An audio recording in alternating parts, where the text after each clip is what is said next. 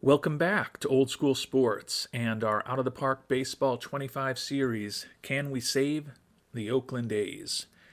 And the 2031 to 2032 offseason is now officially underway. Thanks to all of you who have given us advice on how you would proceed over the last few episodes since the official end of last season. And we've moved ahead several days since our last episode, and we've finally started making some progress. I don't want to say rebuilding this team because we're largely going to be bringing back the team that's been to two out of the last three American League Championship Series for a final run together next year. But perhaps the way to describe it is supplementing that roster that we've grown to like very much over these last few seasons. We've ultimately boosted our fan interest by 2 points to 56. I'll talk about the transactions that we made that got us those small boosts as I move forward. We're basically here on Saturday, November 15th, still 12 days away from salary arbitration hearings, but at this point, we don't really have anyone that we are likely to bring back who is still eligible for salary arbitration. Traded away some players who were available for salary arbitration, and we've signed the rest of them that we were interested in. So the most notable arbitration signings that we made were bringing back our ace Jackson Ferris, 14-5 with a 2.90 ERA a year ago. Fragile physically, but he's been pretty healthy through our time in Oakland. We've had him on a pitch count, and we always have our pitchers on a quick hook when they're tiring, and thus far it's helped us keep him healthy. He'll be making $10.5 million next season, and the re-signing of him was 1 point in the positive direction for us as far as fan interest. The other big move that we made is that we will be bringing back Brian Rincon for a final season. His money, around $10.5 million, very similar to what we're going to be paying Ferris. Like Ferris, he's fragile physically. We spent a lot of time offline over the last couple of days in real life perusing every potential option we could think of at shortstop that was still good defensively, not necessarily always as good as Rincon. And for the money, we felt like sticking with him was the way to go. This is a team that's been built on pitching and defense, and he is an outstanding defensive shortstop. And over the course of his 5 years with us, he's been a close to league average offensive player, and that combination of excellent defense at a pivotal position plus average offensive production has allowed him to put up about a 4 WAR for every 162 games that he's played. As I've talked about in the last few episodes, I do feel that with his fragility and the fact that we've gotten 5 straight years of 140 plus games out of him, we're potentially tempting fate a bit too much by bringing him back. But to me, there were just no other realistic options for us to bring on board that would give us anything close to the combination of offense and, importantly, defense that Rincon should. So that's an expensive addition for the year. We're not going to have a ton of money when we get to free agency, but we felt that it made sense to bring Rincon back since we're largely keeping the band together for one final tour in the 2032 season. And we've also made 3 trades since the last episode, one of which we previewed very well in the last episode, 2 of which I don't think will shock anyone by the types of players that we went after. The first was bringing catcher Max Kaufer on board, right-handed hitting catcher with an excellent defensive profile. His bat suggests that he should be somewhat more effective against left-handed pitching than right-handed pitching. And with Drake Baldwin, the left-handed hitting catcher, coming back for what will likely be a final season in Oakland and likely starting against right-handed pitching, we only need Kaufer to play against left-handed pitching unless there's some injuries. And although he's got a 71 WRC plus over the course of his career, he's been an above-average offensive player in his brief major league career against left-handed pitching. So the hope is that we'll get decent production out of him 2 times a week or so when we're facing lefties, along with excellent defense whenever he does need to fill in against righties for Mr. Baldwin. Also got a modest amount of cash in return. Had to trade away Jim Neff. This is the guy that we picked up in a trade last summer from the Texas organization. He hit 286 for us in AAA, 128 WRC plus. He's a switch-handed hitting catcher who's certainly a bit better offensively, but his defense is only average. Do like the captain personality, but as you know, if you've been watching me over the years, very committed to pitching and defense overall, and particularly with these A's, and felt like the opportunity to bring somebody on board in the case of Kaufer, who would give us excellent defense and hopefully a pretty good bat against left-handed pitching for the next few years, hopefully, was the way to go. So that was deal number 1. Second trade, we kind of cleaned up some of the better players in our farm system and sent them away for someone who could help us a bit more. These were veterans who are in our farm system largely. Nelvi Marte, who briefly played with us last year but was primarily in AAA. Michael McGreevy, who's been in our minor league system for most of the last few years, although he was picked in the Rule 5 draft just about a year ago and spent some time in the majors with Houston this past year before they returned him to us. And then Max Muncy, a guy who had been in our organization for several years. We picked him back up in a trade with Kansas City this past season, right before the trade deadline. He spent most of the year in AAA for us, but did come up briefly in September. Still a pretty versatile player, not all that expensive, has some value. He's probably the player in the trade that we were most likely to consider using next year. But we still filled a more important gap on the major league roster with this deal. We picked up the left-handed pitcher Henry Lelaine. Certainly not an exceptional prospect, but we think he's got above average stuff in control, average movement. He's a borderline starter. I really view him more as a left-handed arm out of the bullpen. He certainly has the stamina to start, and he's got 3 pitches, but none of them are really exceptional over the course of his major league career, which has been spent with 4 teams already and will be his 5th. He's been a slightly above average pitcher, but that's while starting only 3 games, which is why I think he's going to be best used as a lefty out of the pen. But given the way our roster was breaking and the fact that one of the best lefties on our team is a guy who departed in the trade that we made after we brought Lelaine on, and we're likely to be moving on from Mr. Smith, also another left-handed pitcher this offseason. Felt like getting a second lefty onto the major league roster to join our ace Jackson Ferris made sense. We've also got an offer out to the free agent Alex Vesia, who was with us last year, which would give us a 3rd lefty on our pitching staff. Again, I don't think Lelaine is great, but as a left-handed arm who can hopefully be a little more effective against left-handed batters than right-handed batters for us, felt like he was a inexpensive guy to bring on board, and Lelaine also modestly popular, so that gave us the other 1-point boost that we've experienced over these last several days in fan interest.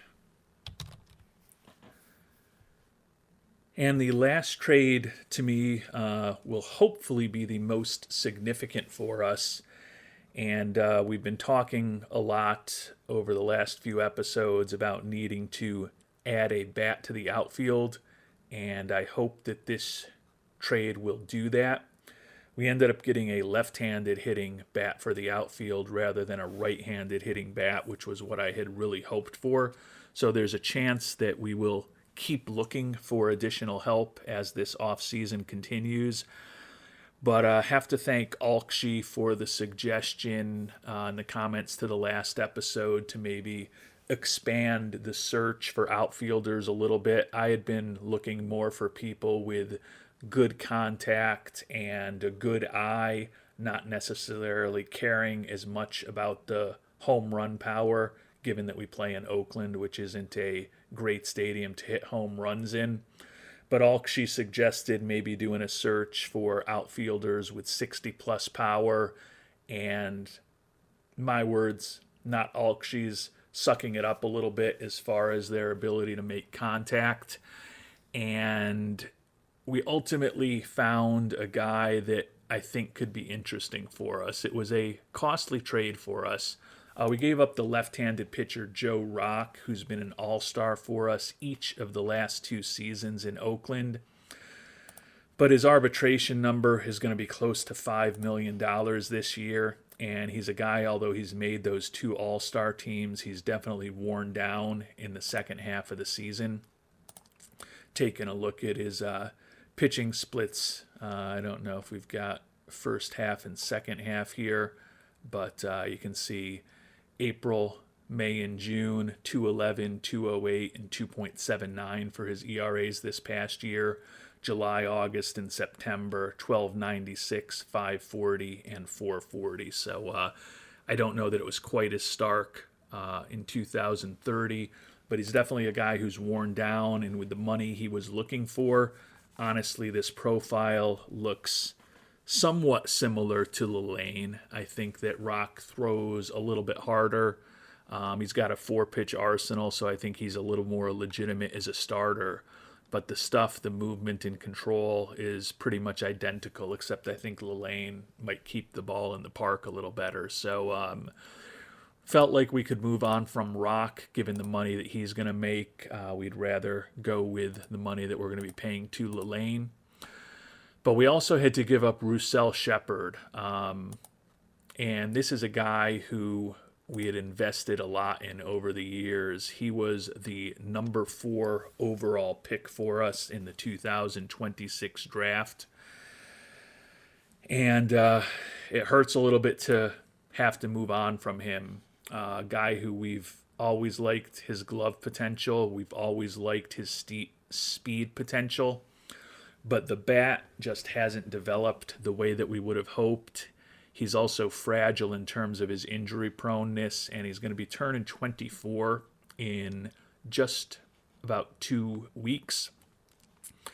He split last year between high A ball and double A ball, and we actually had him in our development lab for the first week or so of this offseason. So when we traded him away, that means we ended up wasting a little bit of time with the development lab, but we'll talk about what we did with that lab spot momentarily. So it was expensive to move on from Shepard, but my feeling was we've also got another young middle infielder in Juan Rodas, who's a similar profile, not the same kind of speed, but I think potentially a very similar glove and maybe a slightly better potential bat, who's still developing and not too far away, and felt like we could afford to give up Shepard, given that at age 24 with 35 power and 35 I really question whether he's going to reach his full potential in those areas, and the fragility also bothered me a little bit. Certainly not a great return on investment for a guy that we picked 4th overall to see the way that he's progressed, or more accurately, not really progressed in his career, but he is now the Detroit Tigers' issue rather than ours. And the guy we brought on board is a 25-year-old right fielder, Bobby Cabral, who's just a borderline top 50 prospect at this point. He's played briefly in the majors with Detroit over the last couple of years, and he's been an above-average offensive player.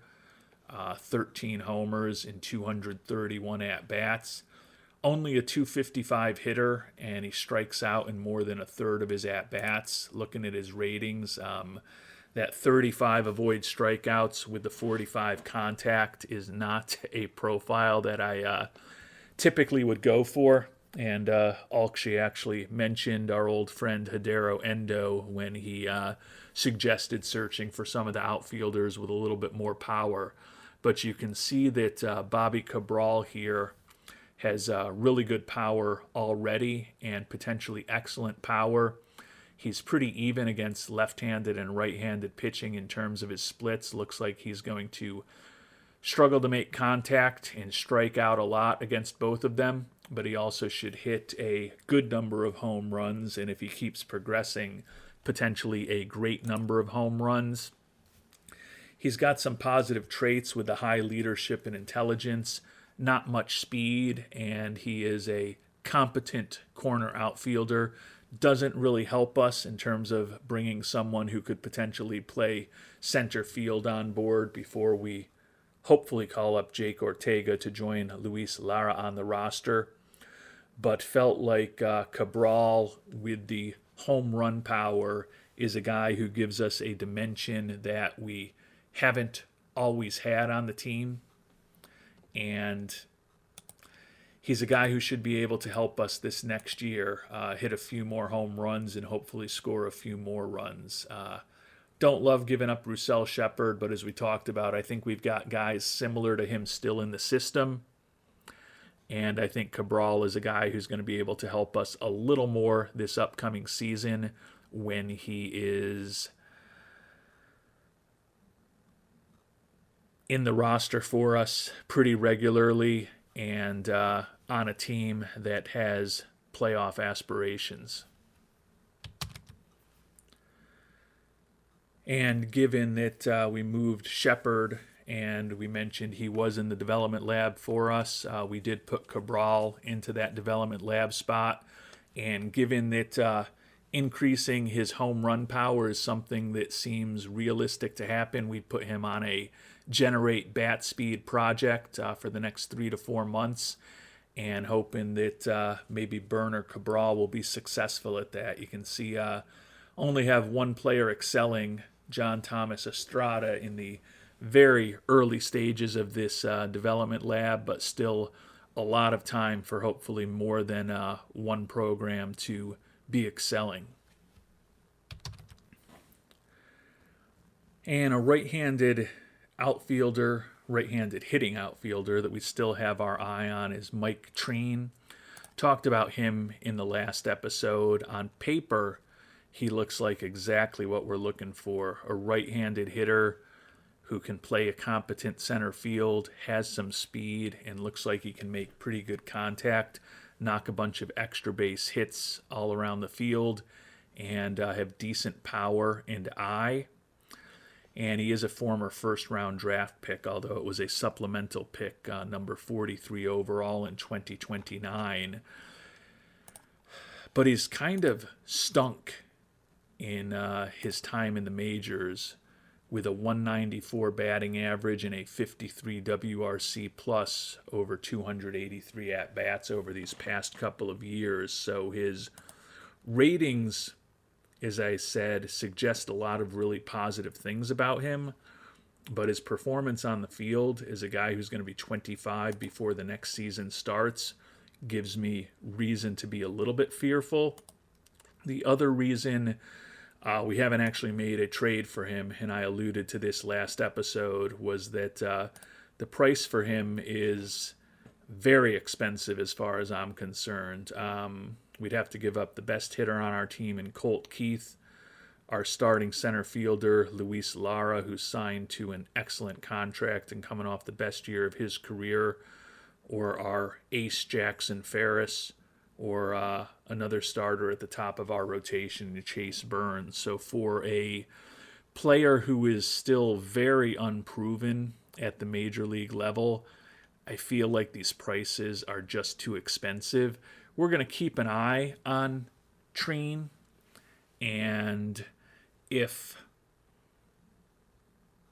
things evolve differently over the course of this offseason, maybe we sign a real interesting free agent, or we make another trade, or we get some guys who can really help us in the Rule 5 draft. I don't think I would trade any of these four guys straight up for Mr. Crean, but we may be able to put a package together for him down the line. Again, a right-handed hitting bat who on paper looks pretty good, who can play center field and has good speed. There's a lot of things to like about him, but the price to me right now is too disruptive to the rest of our roster for me to consider making a serious play for him right now. And now that you're all caught up with what we've been doing and what we've been thinking over the last week plus of game time, we can start moving forward. You can see we're in the early stages of awards season here. Did not win any gold gloves, which was a little bit of a surprise given how good our defense was. No votes for anyone on our team for the Mariano Rivera Award, but still some more awards to come. I would think that ultimately Colt Keith will get some MVP votes. I would think that Jackson Ferris will get some Cy Young Award votes, but not necessarily expecting a ton of hardware for the A's this year. I think tomorrow with the Silver Sluggers may be the most likely chance for us to win something, although I think Colt Keith may qualify as a first baseman this year, which probably helps his chances given that Joe Edwards is at third base, but with a league-leading ribby total despite missing some time at the end of the year, you would have to think that Colt Keith has a chance to be a Silver Slugger again here in 2031. And unfortunately, Colt Keith did not win a Silver Slugger this year. He played primarily at first base, as we talked about, 96 games there. Only 12 games at third base, so realistically, if he was going to get it, it would have been at first. As I noted, he led the league with 128 ribbies, also led the league in slugging percentage, and hit .288 with 40 home runs and a 151 WRC+. So we know he didn't get the award, but let's see who got it at first base and whether or not we have any rights to be complaining. Juan Soto, so a huge name who's now with the Minnesota Twins, was your Silver Slugger at first base this year. Soto's average of .315 was higher. 33 homers and 106 ribbies were less, but he did, as always, lead the league in walks, led the league in on-base percentage, led the league in OPS, and put up a league-best 173 WRC+. So I guess I don't have anything to complain about except for the fact that Soto didn't end up signing a long-term contract with the Yankees. Years ago in this world, Joe Edwards, as we noted, was your Silver Slugger at third base this year, and honestly, looking at the numbers that Edwards put up, it seems reasonable to think that if Keith had been playing third base more often this year, he might have edged out Edwards for the Silver Slugger, but that's a purely hypothetical thing to be thinking about at this point. And taking a look at the prospective free agent pitchers, I think we're going to re-engage with Chase Lee, who has been our closer for most of the past 5 seasons, and he's been with us since 2025. Picked him up in the Rule 5 draft from Texas that year, and he's had a really nice career with us.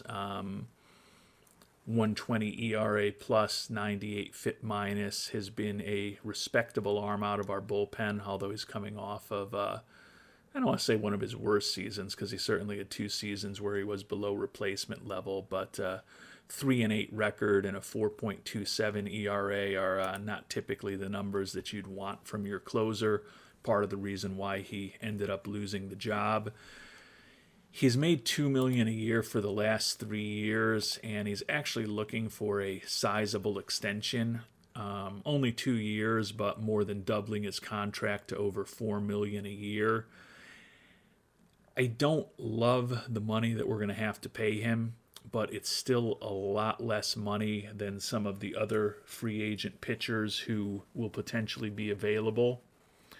I think we'll probably be able to get some help in the Rule 5. And hopefully when we get to May, or not May, when we get to like February or March, there may be some guys who are useful pitchers and even good pitchers who are willing to sign bargain deals or minor league contracts. So I don't think there's any guarantee that Lee's even going to end up on our team, but I think with the money that he's looking for, we'd be able to trade the contract without too much pain if we need to. And I'd rather have him locked up than let him hit the open market. And Lee's looking for $8.6 million over 2 years. We're coming in at $7.4 million over 2 years, and we're only guaranteeing this upcoming year. So essentially it might be $3.8 million for this year with the buyout for next season, and then we move on. I think he'll probably think about that offer. Yep, he's willing to think about it. So we'll see if we can get Lee locked up. At this point, our only outstanding offers are to the right-handed reliever Lee and the left-handed reliever Alex Vesia, neither of whom had a brilliant year for us, but they're both established, proven relievers. And as I said, with the cost of relievers on free agency, I'd rather not risk losing these two guys. And Vesia has signed his contract, so he'll be the third lefty on our team, joining the new addition Lillane and the recently re-signed Jackson Ferris. Vesia, $1.4 million each of the next 2 years. Unfortunately, we had to promise him the closer role, which we've also promised to Chase Lee. Don't generally like to put myself in a situation where I'm lying, because it can cause some people to whine and complain about my lack of truthfulness with them, but wanted to get the lefty Vesia signed. Again, I just don't think there's going to be a lot of good options in free agency at the prices that they're looking for. I don't think that Vesia or Lee are great players, but they're also guys who, if the offseason goes better than I expect in terms of being able to add some useful arms for the bullpen, they're both guys whose contracts make them relatively easily tradable. So I feel like we can get off of those contracts if we need to. And we've made it to awards season for the big awards. As expected, Jackson Ferris did get some support, finishing 5th in the AL Cy Young Award voting, but it ended up being a very close matchup between the runner-up, Ricky Tiedemann with the Toronto Blue Jays, 17-6 with a league best 301 strikeouts and a 2.87 ERA and a 7.4 WAR. The 29-year-old lefty was edged out by Steve Tudor of the Kansas City Royals, the brilliant youngster, 15-8 with a league best 2.69 ERA, 56 FIP minus, and 7.9 WAR. Over in the National League, our old friend Andres Rojas, your unanimous Cy Young Award winner for the Miami Marlins, 14-8, led the league in strikeouts, ERA, WHIP, strikeout to walk ratio, quality start percentage, FIP minus, and WAR among pitchers. Your National League MVP is Walker Jenkins, now of the Florida Marlins. He had a year where he led the NL with 47 homers and 143 ribbies, while also hitting .318, an OPS of over 1,000, and a league best 7.8 WAR. In the American League, Dan Harrison of the Angels is your MVP here in 2031, the center fielder led the league with a 321 batting average and a 7.6 WAR, while also having 32 homers and 103 ribbies to win the first most valuable player award of his career. As expected, Colt Keith did get some support. He actually got 2 first-place votes, even though he finished 6th in the voting. And Colt Keith, not shockingly, the only Oakland A to receive some MVP votes here in 2031. Keith will likely be playing his final season in Oakland next year, as he's set to be a free agent, and he's likely to be looking for more money than we'll be able to afford, unfortunately. Even with the progress we have made financially in this playthrough, we still have the smallest budget in baseball at $158 million. And Chase Lee has signed his extension as well. So we're still going to need some help for the pitching staff this coming off season, but hopefully fewer holes to fill than there would otherwise be. With the moves that we've made, basically I think we're just looking for one bat, preferably a right-handed hitting outfielder, as well as a couple of arms for the bullpen this offseason. Clearly, if we can do more than that, clearly if there's a great trade that really helps us, we will shuffle things around, and some guys who we anticipate being on the 26-man roster today may not still be in that position 4 or 5 months from now. But I don't feel like with the 3 trades that we've made and the players that we've decided to bring back that we have a ton of things that we really need to focus on this offseason. It's basically a right-handed hitter and some guys who can pitch the ball well. And we've simmed ahead about a week, and we've officially made it to the start of free agency. You can see we've got about $11 million to spend, but that's assuming that we keep scouting and player development at the same levels that they were a year ago. So we actually have the flexibility to bring on some free agents or bring on some salary in trade. Not going to be a crazy amount, but we could certainly get up to about 25 million or so if we really push things and we're willing to invest somewhat less in scouting and player development this year, which is certainly possible given that I think we are in a win now type mode with this crew that will be together for this final season here in 2032 before many guys likely go their own separate ways in the off season after 2032. So before we finish up the episode, we'll take a quick look at the options, or at least the top options in the free agent market, international free agents.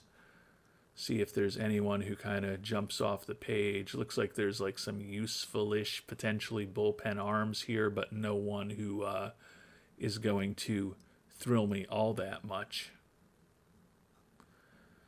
Shortstop Shoji Bame, though, looks like a pretty good player. Only low scouting accuracy on him, and he's looking for $22 million.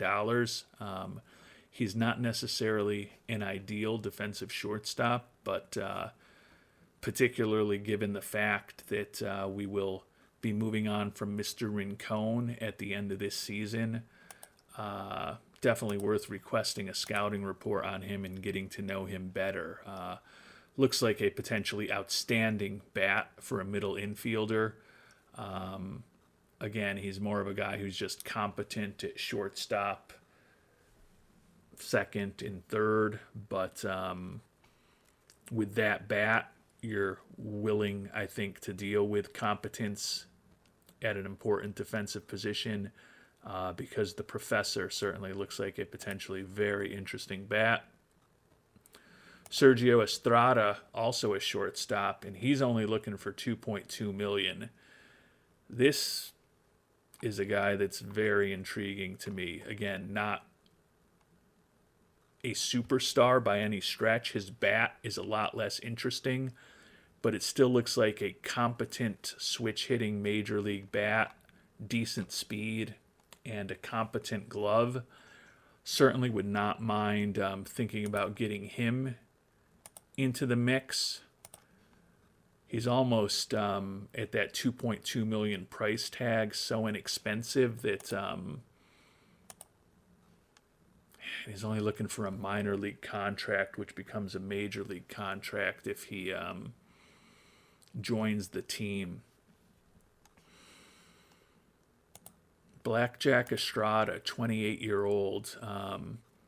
Looks like he's better against left-handed pitching than right-handed pitching, even though he's a switch hitter.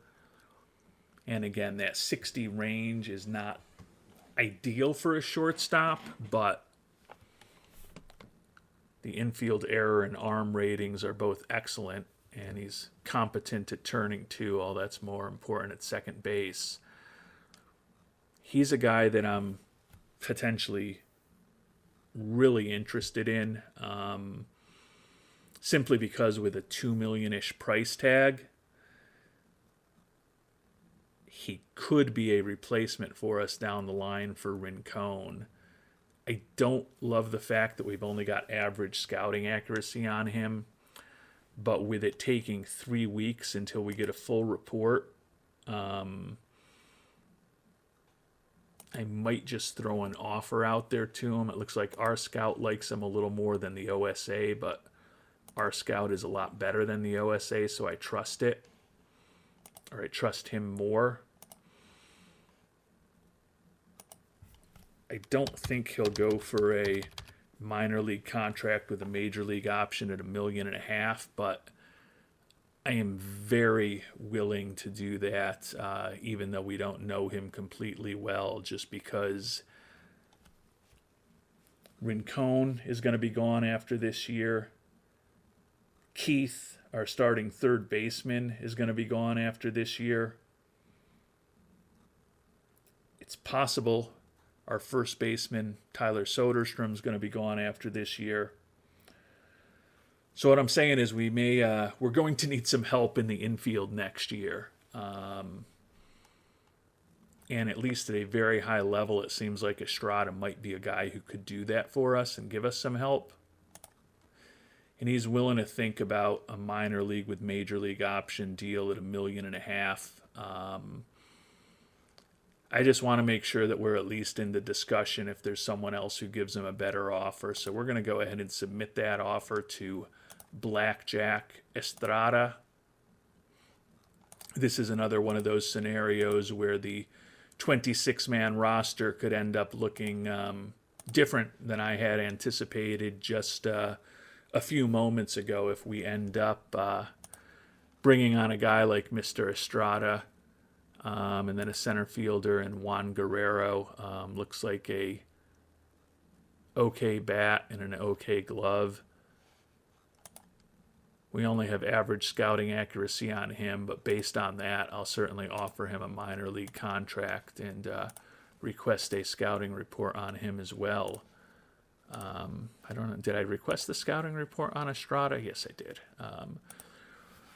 So the last three guys on the list, Bame, Estrada, and Guerrero, look like the most interesting position players. I'll go back offline and take a little bit deeper look at some of these relievers.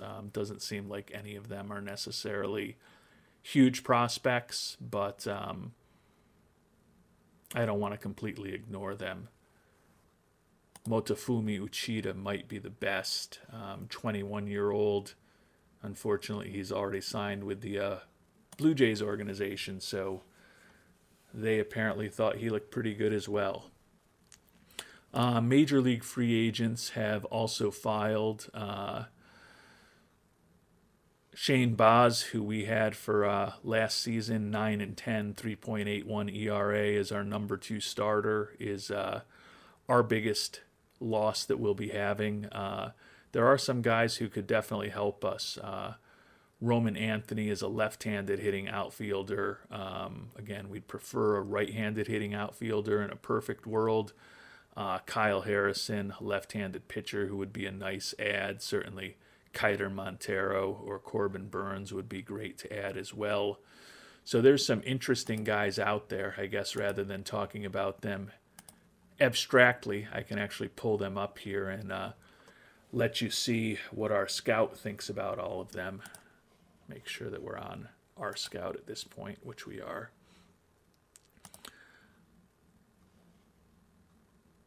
The guys at the top end of the market looking for huge amounts of money. As I mentioned, we do have the flexibility to probably go into the 20s for a play. So Bame, 20s for a player. Bame, someone to think about.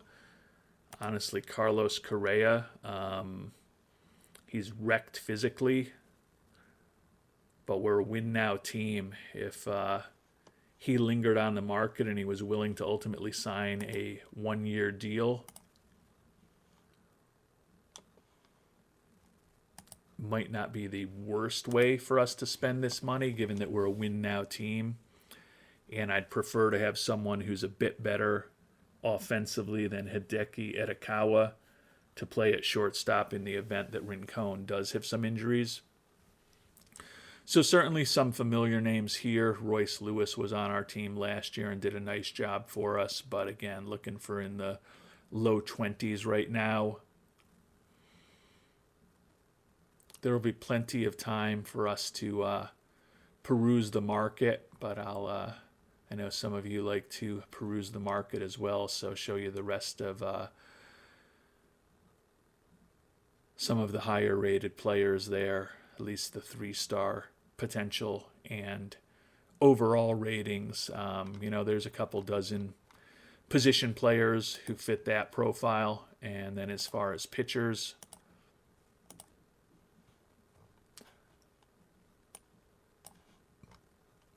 Montero is clearly the top guy on the market, at least in terms of his potential and in terms of his overall ratings, and most importantly, in terms of the money that he's looking for. Again, we could get to that number-ish if we really want to push all our chips into the table. Don't love some of those personality traits, but statistically, he's only been a slightly above average pitcher over the course of his career in terms of his FIP minus, but he still put up a 20.4 WAR over, looks like 8 years in the majors, parts of 8 seasons. I'm guessing he's looking for a ton of years right now. Yeah, 6 years at $24 million a year. That's not something that I would do, and I tend to think that he'll be off the market before his price drops materially. Shane Baz was a rental for us this past year. Ryan Fernandez looks interesting. Right-handed reliever. Throws in the high 90s. He's going to give up some home runs, but only $2.8 million. He could definitely be someone to layer into our bullpen. Briefly had a Ryan Kerkering last year, had Trevor McGill last year. Actually, we traded for Ryan Kerkering, and then after he wasn't off to a great start with us and Trevor McGill became available, we traded Kerkering to get McGill. Most of these guys, at least the 3-star potential, or more accurately and more relevant, the 3-star overall guys, looking for more money than we can likely afford. But Fernandez is interesting to me. Don't love the fact that he gives up some home runs and he's got those fly ball tendencies, but he really good control, really good stuff over the course of his career. He's been a slightly below average pitcher in the majors, actually, with a 98 ERA plus and a 105 FIP minus. Only a 1.2 WAR over the course of 518 innings. So it does certainly seem that with 104 home runs allowed in just 518 innings pitched, that our concern that he might give up a lot of home runs is accurate. So maybe he's a little less interesting than I had hoped on first glance, but I was basically just looking for guys with low demands because that's going to be a big driver of what we can bring on board. But you can see there is a massive list of 2.5-star guys, some of whom probably could help us as well. So we'll be offline spending a lot of time looking at all of these other pitchers, and hopefully there will be some help for not just our major league team, but hopefully building out the depth in AAA. And certainly would think that there will be an opportunity to bring on a few guys who could help us at the major league level. Look, we could also actually bring on Paul Skeens, 29 years old. He is not in this universe what he is in real baseball, at least through the first month and a half of his major league career, where he'll be starting an all-star game in just a few days. Not the greatest personality. He's selfish, and over the course of his major league career, he's been a slightly below average pitcher as well. But it would sound great to bring him on board. And the money that he's looking for at $3.8 million a year is not something that we couldn't potentially afford. Hagen Smith was on our team last year. He broke off talks with us after we insulted him in terms of his offer. Now he's willing to think about a one-year deal at $1.8 million. The guarantees with Smith have been the issues, but he could be another lefty to get into the mix in the pen. So I feel like there's definitely some options for us on the free agent market as far as pitchers. And as I noted, we will, being a win-now team, have the opportunity to maybe pare back scouting and player development if we decide to get real aggressive and look for someone on the free agent market in the $20 million range, or perhaps look to take on a big expiring contract from another team. But unfortunately, I've spent a lot of time looking, and it doesn't seem like there's that star hitter in the final year of a contract that's going to be available to us at a price that we'd be able to afford right now. But those things can change. And before we finish things up, we'll take a quick look at the very early stages of the development lab. I guess a little bit better than the last time we checked in. Estrada is still excelling. Jake Ortega is on track with his plate discipline. Unfortunately, Kevin Stubblefield is struggling with his quality of contact program. He's the guy that we just made a decade-long commitment to, even though he's never had an official regular season major league at-bat. So certainly would hope that we don't end up ruining him by damaging his ability to hit contact with the ball over the next 2 or 3 months. But there's plenty of time to hopefully fix that. We've had some different thoughts on how to approach the player development lab this offseason, which we'll talk about in a little more detail in a few months when the development lab is over and we see whether they ended up being successful or not. So the offseason is really about to get underway in earnest with these free agency filings.